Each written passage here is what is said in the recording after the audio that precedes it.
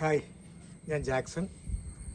നമ്മൾ ഇന്ന് ചർച്ച ചെയ്യുന്ന വിഷയം എന്ന് പറയുന്നത് ജിമ്മിൽ പോകുന്നവരുടെ ഏറ്റവും വലിയ ഒരു നിരാശയാണ്. ആവശ്യത്തിന് പ്രോട്ടീൻ കഴിക്കാൻ പറ്റുന്നില്ല, പ്രോട്ടീൻ ഇല്ല, അതുകൊണ്ട് തന്നെ മസിൽസുകളൊന്നും ശരിയായ രൂപത്തിൽ പരിണമിക്കുന്നില്ല എന്നുള്ള വലിയ ഒരു പരാതി എൻ്റെ ജിമ്മിലും ഞാൻ സഹകരിക്കുന്ന മറ്റു ജിമ്മുകളിലൊക്കെ ഉള്ള നമ്മുടെ മത്സരാർത്ഥികളുടെയും പ്രാക്ടീസ് ചെയ്യുന്നവരുടെയൊക്കെ ഒരു വലിയ പരാതിയാണ്. ആ പരാതി എങ്ങനെ മറികടക്കാം എന്നുള്ളതാണ് ഞാൻ ഈ വീഡിയോ കൊണ്ട് ഉദ്ദേശിക്കുന്നത്. സാധാരണഗതിയിൽ നമുക്ക് ആവശ്യമായി വരുന്ന പ്രോട്ടീൻ എത്രയാണെന്ന് നമുക്കെല്ലാവർക്കും അറിയാവുന്നതാണ്. നമ്മുടെ ശരീരഭാരത്തിൻ്റെ ഇരട്ടിയെങ്കിലും പ്രോട്ടീൻ നല്ലതുപോലെ ജിമ്മിൽ വർക്കൗട്ട് ചെയ്യുന്നവർക്ക് ആവശ്യമാണ്. ഉദാഹരണം പറയുകയാണെങ്കിൽ 100 കിലോ ബോഡി വെയ്റ്റ് ശരീരഭാരമുള്ള ഒരാൾക്ക് തീർച്ചയായിട്ടും 200 ഗ്രാം പ്രോട്ടീൻ കഴിക്കേണ്ടതായിട്ടുണ്ട്. അത് 50 കിലോ ശരീരഭാരമുള്ള ഒരാൾക്കാണെങ്കിൽ തീർച്ചയായിട്ടും അദ്ദേഹം 100 ഗ്രാം പ്രോട്ടീനെങ്കിലും ഒരു ദിവസം കഴിക്കേണ്ടതായിട്ടുണ്ട്. എങ്കിൽ മാത്രമേ അദ്ദേഹം നല്ല വർക്കൗട്ട്, ഒരു 2 മണിക്കൂർ വർക്കൗട്ട് ചെയ്യുമ്പോൾ അദ്ദേഹത്തിൻ്റെ മസിൽസുകൾ രൂപപ്പെടുകയുള്ളൂ. അതെങ്ങനെ നമുക്ക് അത്രയും പ്രോട്ടീൻ നമ്മുടെ ദൈനംദിന ആഹാരത്തിൽ നിന്ന് കിട്ടും എന്നുള്ളതാണ് ഞാൻ ഈ വീഡിയോയിൽ നിങ്ങളുമായി ഷെയർ ചെയ്യുന്നത്. നമ്മൾ രാവിലെ ഒരു 5 മുട്ട കഴിക്കുകയാണെങ്കിൽ തീർച്ചയായിട്ടും 25 ഗ്രാം പ്രോട്ടീൻ നിങ്ങൾക്ക് ഉറപ്പായും കിട്ടിയിരിക്കും. ഒരു മുട്ടയിൽ ഏകദേശം 6 ഗ്രാം പ്രോട്ടീനാണ് അടങ്ങിയിരിക്കുന്നത്.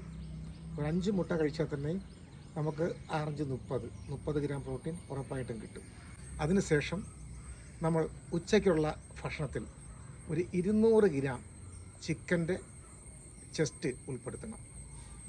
100 ഗ്രാം ചിക്കൻ്റെ ചെസ്റ്റിൽ ഉറപ്പായിട്ടും 30 ഗ്രാം പ്രോട്ടീൻ കിട്ടും. അപ്പോൾ 200 ഗ്രാം ചിക്കനാണ് നിങ്ങൾ കഴിക്കുന്നതെങ്കിൽ ഉറപ്പായിട്ടും 60 ഗ്രാം പ്രോട്ടീൻ നിങ്ങൾക്ക് തീർച്ചയായിട്ടും ഒരു ദിവസം കിട്ടും. അപ്പോൾ ഈ ചിക്കൻ്റെ 60 ഗ്രാം പ്രോട്ടീനും നമ്മുടെ മുട്ടയുടെ 30 ഗ്രാം പ്രോട്ടീനും ആകുമ്പോൾ തന്നെ 90 ഗ്രാം പ്രോട്ടീൻ നമ്മുടെ ശരീരത്തിലേക്ക് എത്തിക്കഴിഞ്ഞിരിക്കും.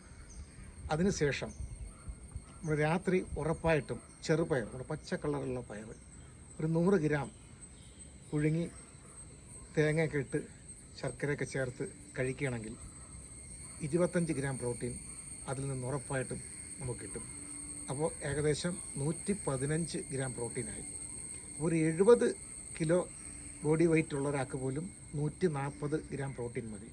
2 ഗ്രാമിൽ കൂടുതൽ പ്രോട്ടീൻ ഉപയോഗിക്കാൻ പാടില്ല 1 കിലോയ്ക്ക് ബോഡി വെയ്റ്റ് ഉള്ള ഒരാൾക്ക്. അപ്പോൾ 70 കിലോ ബോഡി വെയ്റ്റ് ഉള്ള ഒരാൾക്ക് 140 ഗ്രാം പ്രോട്ടീൻ മാക്സിമം ഉപയോഗിക്കേണ്ടതാണ്. അപ്പോൾ ഇത് ഏകദേശം 115 ഗ്രാം പ്രോട്ടീൻ ആയിക്കഴിഞ്ഞു. പിന്നെ നമ്മൾ കഴിക്കുന്ന മറ്റ് ഭക്ഷണത്തിൽ നിന്ന് കിട്ടുന്ന പ്രോട്ടീന് ഉൾപ്പെടുത്തുമ്പോഴത്തേക്ക് തീർച്ചയായും നമുക്ക് ആവശ്യത്തിനുള്ള പ്രോട്ടീൻ കിട്ടും. പിന്നെ തികഞ്ഞില്ലെങ്കിൽ തീർച്ചയായിട്ടും ഇപ്പോൾ ബോഡി വെയ്റ്റ് കൂടി 80 കിലോക്കാർക്കാണെങ്കിൽ 1 സ്കൂപ്പോ 2 സ്കൂപ്പോ പ്രോട്ടീൻ പൗഡറും കൂടെ ഉപയോഗിക്കുക.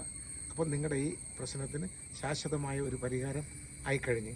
അപ്പോൾ എല്ലാവരും ഈ രീതിയിൽ നിങ്ങളുടെ ഭക്ഷണക്രമത്തിൽ ഈ രീതിയിലുള്ള ഭക്ഷണങ്ങൾ ഉൾപ്പെടുത്തി നമ്മുടെ ശരീരം നല്ല ആരോഗ്യമുള്ളതായി തീരുവാൻ വേണ്ടിയുള്ള ശ്രമങ്ങൾ നടത്തണമെന്ന് അഭ്യർത്ഥിക്കുന്നു.